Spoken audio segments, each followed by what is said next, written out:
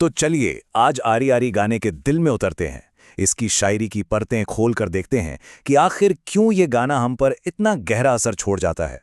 गाने की शुरुआत ही होती है इन शब्दों से, घिर घिर बदल बरस गए। सोचिए, सुनते ही एक उदास, एक घना माहौल बन जाता है ना? ऐसा लगता है जैसे कुछ भारी होने वाला है।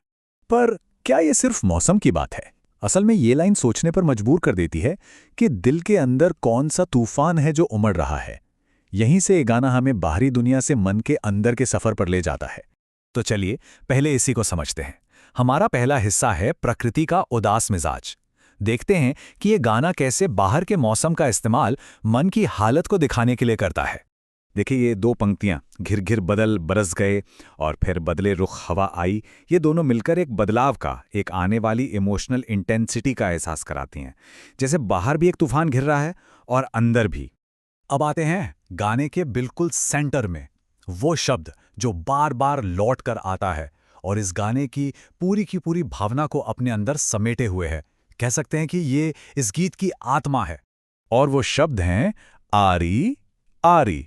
बस ये दो शब्द पूरे गाने में एक मंत्र की तरह गूंजते रहते हैं और इसकी पूरी इमोशनल धुरी बने हुए हैं। तो आरी आरी सिर्फ एक शब्द नहीं है ना? ये एक एंकर फ्रेज है। मतलब ये एक गुहार भी है, एक ऐलान भी, और वो धागा भी जो गाने की सारी भावनाओं को एक साथ पिरोकर रखता है। और देखिए कि ये कैसे दो बहुत बड़ी चीजों को जोड़ता है। एक तरफ किसी की पूरी जिंदगी और दूसरी तरफ ये सारी की सारी दुनिया, दोनों को किसी और से इस तरह बांध देना, ये समर्पण का सबसे ऊंचा स्तर है। चलिए अब इसके अगले पहलू पर चलते हैं। यहां हम गाने के अंदर जो एक कश्मकश है उसे देखेंगे, वो गहरा दर्द जो इतने गहरे प्यार के साथ साथ चलता है।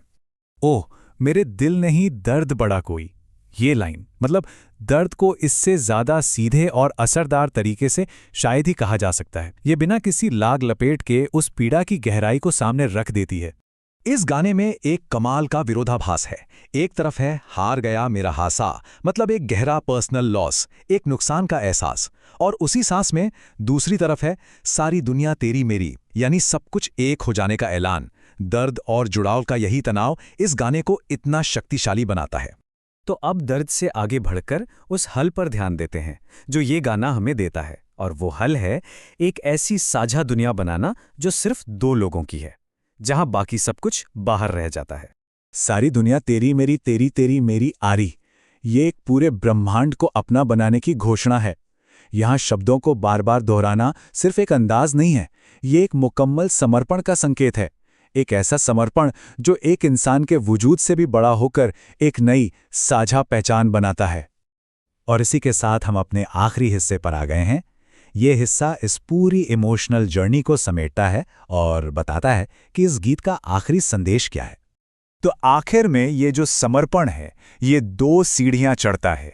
पहली सीढ़ी है एक साझा जीवन की, मेरी एक जिंदगी सारी तेरी मेरी, और फिर ये समर्पण बढ़कर अपनी दूसरी और आखिरी सीढ़ी पर पहुंचता है, जो है एक साझा दुनिया, सारी दुनिया तेरी मेरी। तो सवाल यही उठता है कि बस चंद शब्द प्यार के पूरे तूफान को, उसकी सारी उलझी हुई भावनाओं को अपने अंदर कैसे समेट सकते हैं? शायद यही तो कविता और संगीत का जादू है।